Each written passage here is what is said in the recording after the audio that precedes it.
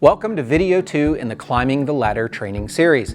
My name is Eric Bird and I'm your success coach for this training. My mission is to empower you to have the career you always dreamed about, to finally be taken seriously at work, to get the recognition and have the opportunities you deserve, to help you navigate what to do the work you love and get paid what you're worth. Now, if you're joining me for the first time and you haven't watched video 1, I highly recommend you click the link above and watch that video first. We covered some things that will be important to understand before this one will make the most sense. Now, if you were with me in video 1, you will remember that we looked at the problem of the new economy, that people are not supporting each other in professional relationships the way they once did. Mainly because it's hard to invest in building those relationships with people who are just going to move away. Now, this has created an unusual dynamic for professionals of all ages, but especially for 20 and 30-something professionals who are trying to grow and progress in their career. After 30 years in the business world, I stumbled onto what really makes a career that lasts the test of time. And I've had ups and downs, been fired and laid off, and always been able to bounce back and get a job. Not only to stay afloat, but to thrive and keep moving forward in my pursuit of the work I really care about. That's why I'm teaching you now, because I had to learn the hard way. And I don't want you to get the bumps and the bruises that I did. It's just not necessary. If you learn some simple things now, it will enable you to chart a course that you can be proud of and that will support you in having a life you enjoy, doing work that means something to you. In video 1, we learned that who you know, the connections and relationships you develop in your career and life are the foundation of a successful long-term career. It's not one or two things that you do. It's the entire approach to relationships that matters. And that means learning how to interact with people you may not have much in common with, especially people who belong to a different generation.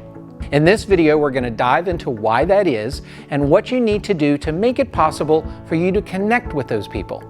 We will talk about the expectation gap that exists between generations and how that can be a problem for you. Then I'll show you a 5-stage process that anyone can use to help them build relationships. You can be intentional and authentic when you're interacting with other people. It's the ability to connect that we'll learn is the key to the entire process. Let's talk a little bit about generations in the workplace. There are currently more generations working at one time than ever before in history. This becomes important to understand because each of those generations has a different way of working and communicating. Each generation has certain preferences and expectations of what should be happening in the office. So knowing how to effectively communicate is critical to being successful and being taken seriously in the workplace. The first thing to understand is that our preferences and expectations are formed by our life experiences. What is happening around us when we move from childhood to adolescence and from adolescence to adulthood shapes how we see the world and how we expect it to work. The experience includes the technology that we are used to and grew up with. This is the most stark difference in the generations of this century. Just look at the different technology that each generation was using when they first entered the workplace. Notice that while both Generation X and Gen Y groups have made use of computers and digital communications, that Gen Xers didn't have it until after they began entering adulthood. Now, looking at the fact that baby boomers' technology was primarily the telephone as they were growing up, then Gen X had cell phones and early computers, but Gen Y already had vastly more sophisticated digital technology from a very young age. This creates a situation where Gen X may be digitally savvy, but Gen Y is digital native. The instant communications revolution is not unusual, scary, or confusing to almost all 20 and 30-something professionals. It's just part of the landscape. It's a tool to be used because you've always had it to use. Contrast this with baby boomers who have had to struggle to try to incorporate the speed of new communications and the technology into their understanding of the world. Not even how to use it, but just understanding what can be done with it. This becomes a major issue because baby boomers are at the top of the food chain for the most part. The boomers are making the rules and setting the expectations for everyone else. Now, that can be particularly frustrating for Gen Y professionals who don't understand why things move so slowly. It's hard to understand why this command and control structure is in place, that feedback has to go up a chain, across to another department, then down another chain to somebody who actually can take action or make a decision. To a Gen Y professional, this can look ridiculous many times. It's ponderous and it's inefficient. Why don't we just have these two people interface and be done with it? Problem solved. Now, one of the reasons is that that isn't in the conceptual reality for many managers sitting at the top of these companies. So they have trouble innovating as fluidly or as quickly as a younger person can. They're not used to the speed of change and the rapid try it and adjust mentality that comes with being completely comfortable in the digital world. This is important for you as a Gen Y member of the team because you may find yourself frustrated and starting to take things personally. People up the food chain may think you're silly or too brash and rushing into things without thinking. You may think they're slow and dinosaur, when in reality, sometimes it's just that you're reacting to feedback faster than they are able to process the information. That can cause conflicts and issues. You may try to shortcut things and speed it up, which stresses the system that's already in place and causes its own kind of confusion for people who've been doing things the other way for years. A way that, while it appears slow and inefficient to you, has worked to get the company where it is today. So understanding that the difference in the way generations do things is usually one of expectation is critical to your success in the workplace.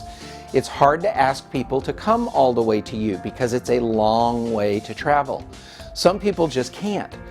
So you need to be prepared to meet them at least halfway. Sometimes you have to meet them where they are, and that can be frustrating. However, learning how to do that makes your credibility with those people skyrocket. You become a real live person with ideas who can be taken seriously instead of just a problem-causing know-it-all. Generations each have their own ways of doing things. None of them are inherently bad or good. No one is completely right or wrong. If we can all understand where the others in our companies and on our teams are coming from, we can create a productive communication system for everyone. And that is how you get your ideas heard and get the opportunity to really show what you can do and have people listen to you. Do you see why some of the dynamics in the workplace are the way they are now? Those misunderstandings and miscommunications can really block the process of getting things done. And they can also block you in building authentic relationships with those people who can open doors for you. Now, the question becomes, what can you do about it? For this section, I want to teach you how people who create great professional relationships do it. Some people do it intuitively, it seems, but it's not so much about personality as it is about how they learned to communicate. So I started mapping out what was happening, and I discovered there are 5 stages to the process. So for that, let's go to the whiteboard. Let's talk about the 5 stages of relationships. Now, as I started to meet people, I started to recognize that there was a pattern that I went through when I would go out and meet someone and get to know them. And that's what this actually is. Now, keep in mind, every individual person you meet goes through this process with you. Let's fill in the blanks. So the first stage is to prepare. Now, this is one of the most overlooked stages. A lot of people, when they meet people for work or they meet people, whether it's intentionally or whether it's just in the course of their everyday jobs, are not preparing to have interactions and to have conversations with people. Now, the second stage, assuming we don't know somebody, is to make contact. And by make contact, essentially I mean you need to meet people. So there's some skills involved in that. How do you introduce yourself? Well, a lot of that depends on where you are, what's going on, what your intentions are, who the person is. So once you make contact, you're in a conversation. And that's really your primary goal. Now, once you're in a conversation, you have another job, and that's to look for this. Connections. You are looking for a connection in this conversation. Now, the only way to find a connection is to actually have a conversation. This is why stage 2 is so important. If you never talk to anybody, you're never going to be able to find out if you connect with somebody. Something sparks. You say, I'm interested in this, or we should talk more about that. Now, it's not forced. This is an authentic thing that happens, and you want to pay attention to it. Once you have that connection, then you can move into what we call follow-up. Now, follow-up in my book is not the same thing as what a lot of people talk about follow-up being. Follow-up to me is not just keeping in touch. Follow-up only happens after you connect with somebody. Once you've found a connection, there's something mutually interesting there that you want to follow up on more, then you can go into true follow-up. Now, once you have followed up and explored this connection with somebody, you can then move into a relationship. Now, keep in mind, relationships are mutual things. You can't have a one-sided relationship. That's called stalking. Now, a lot of people make the mistake of jumping from making contact and meeting to this last stage, which is to maintain a relationship. Now, when I say relationship, I also mean that it has to be a win-win relationship, meaning it's mutually beneficial. Now, that doesn't mean quid pro quo. I give something and you give me something directly back. It might be, as in a mentor-mentee relationship, if I'm the mentor and you're the mentee, then I give my knowledge and my time and my experience to you because there's a benefit to me, although you're not going to necessarily directly give me something back. So it doesn't have to be that. However, what a lot of people do is that they meet somebody and then they start treating them like they're in a relationship. And to be honest, that can be a little weird. It can feel a little pushy. You start getting a few too many phone calls. You start getting too many emails. Suddenly you're on their newsletter. It gets really strange because this connection and this follow-up stage hasn't happened. Each person you meet walks through these stages at a different time and a different speed. So it may take months for some people to get through here. It may take days for other people. It just depends.